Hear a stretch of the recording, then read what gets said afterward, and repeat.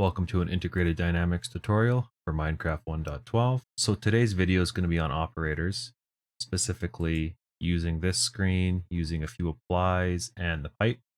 I had a hard time even getting this far. I couldn't find a lot of information, resources, videos to watch.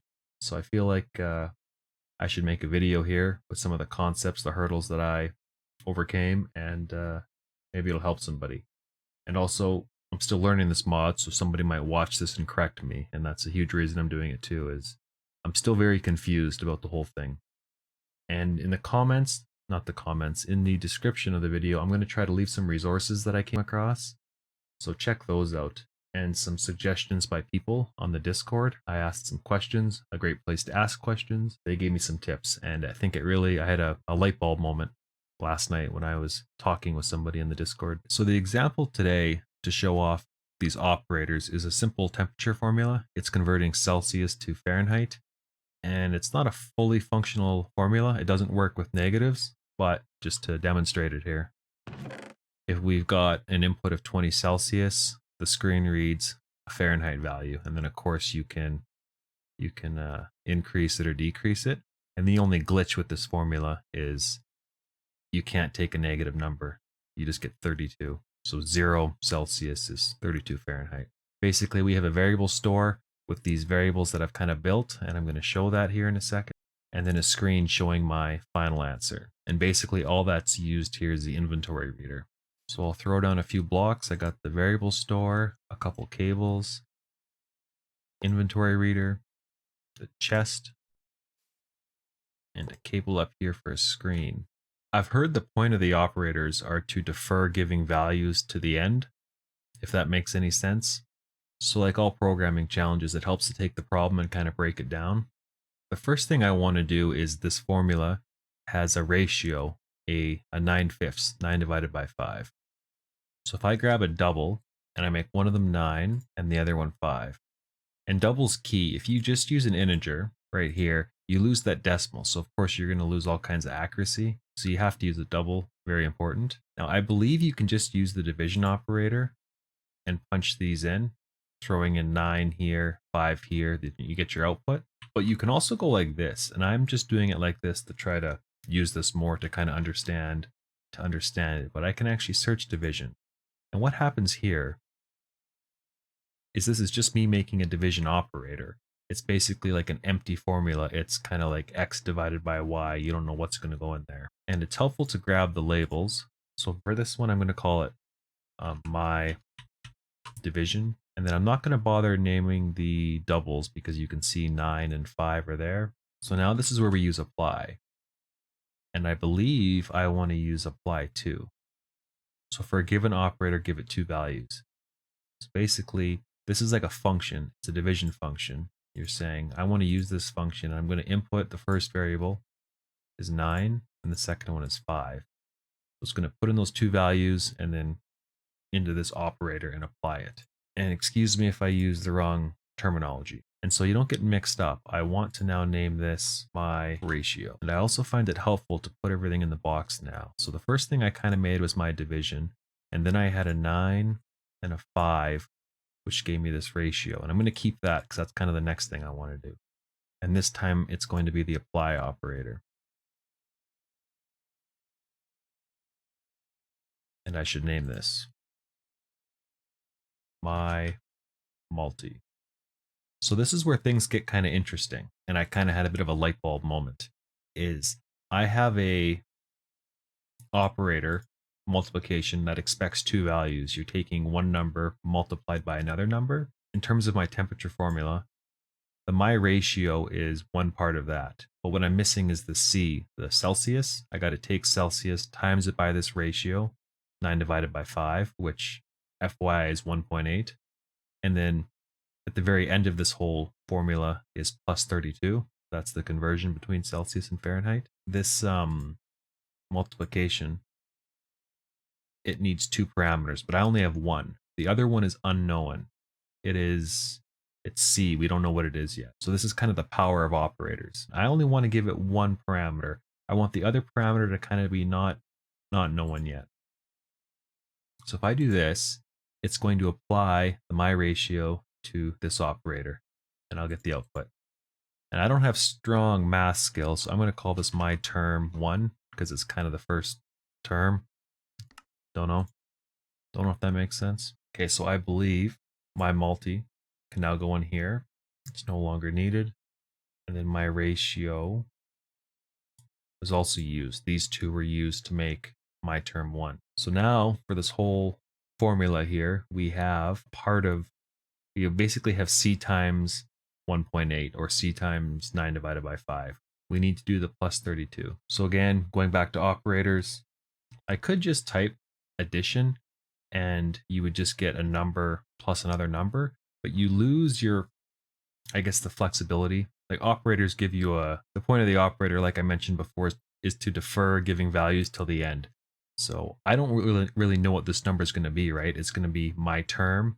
I don't know what that is yet because C is unknown. So we don't want to use this, is my understanding. If we go to operator and if we search addition, it's again, what you'd expect, a number plus a number. So this is the operator, my add. I guess I should actually throw something in there. Write it, my add. Back to the programmer.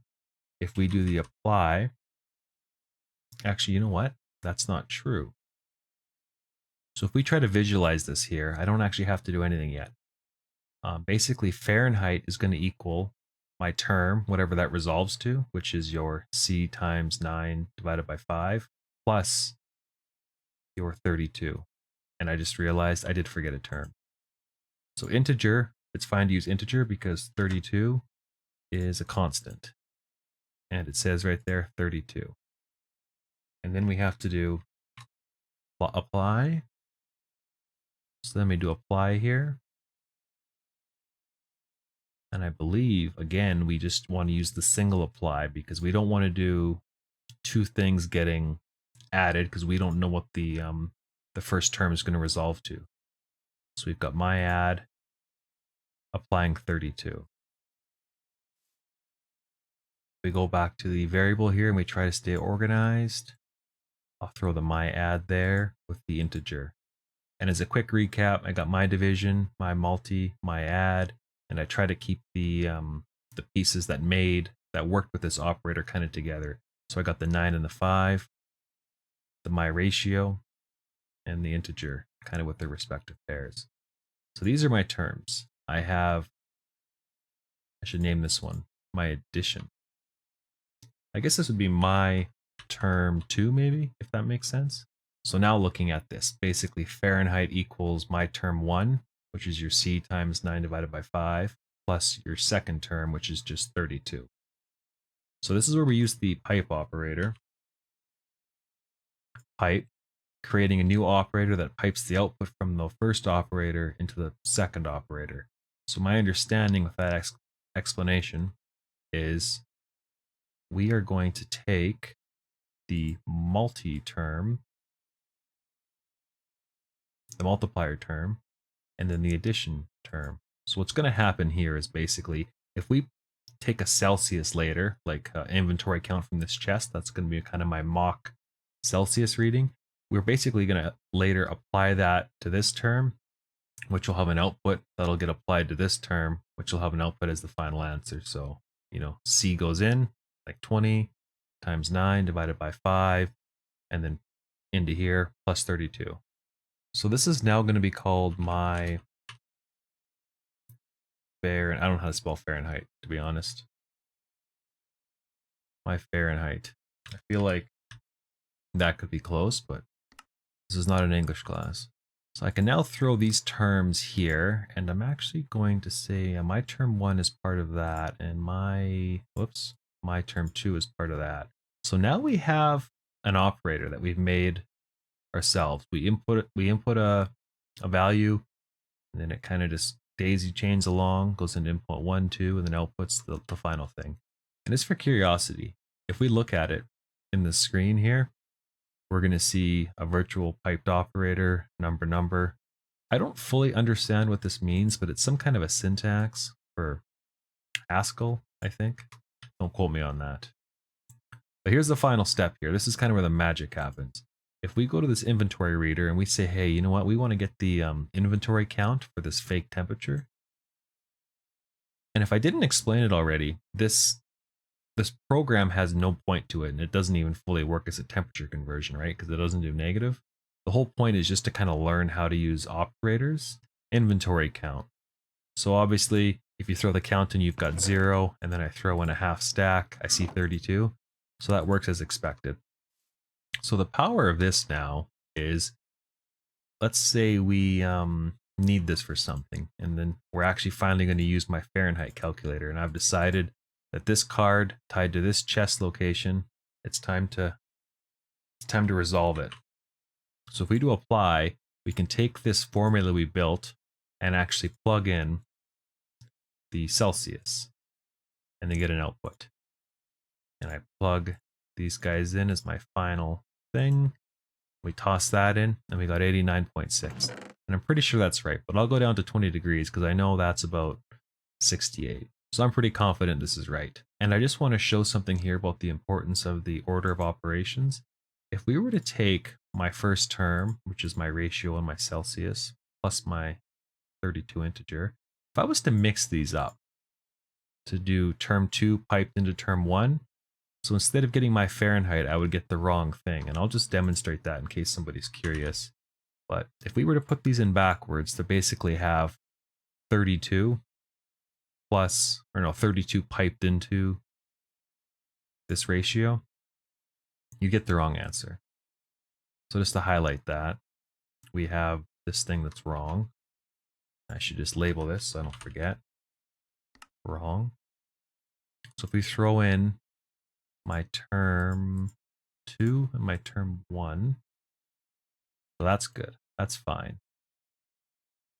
Oh, I guess I actually have to give this a I'm going to label this answer just so I don't get mixed up here. It's really easy to get mixed up if you're not careful.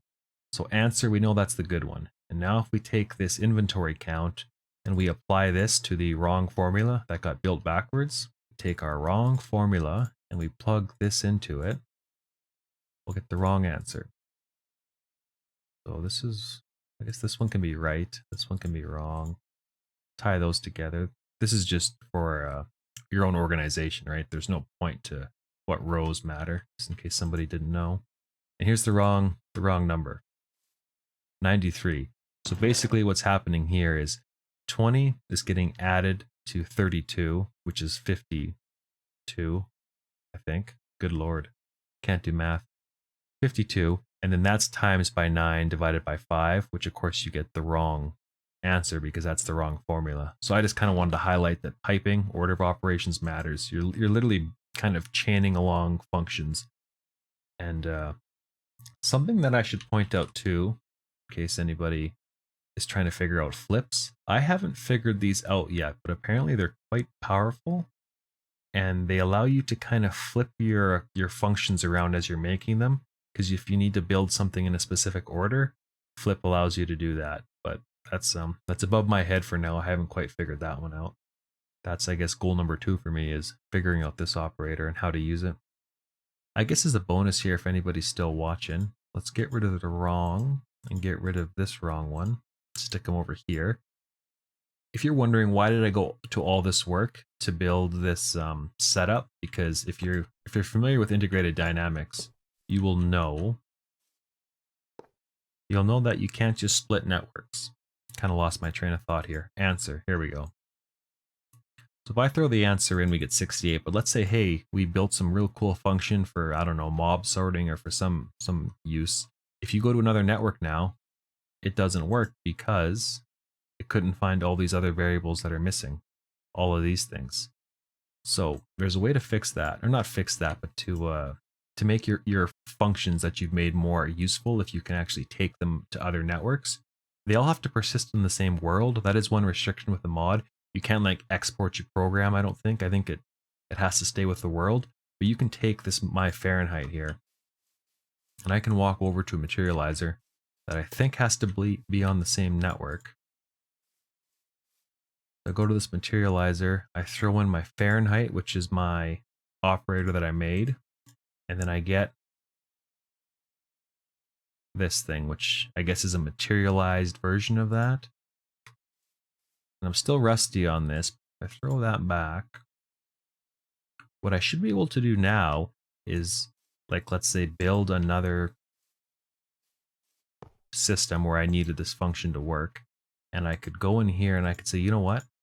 I want to see this one again and apply it. We take this materialized version, we apply it to the new network that we've made, we'll get our answer.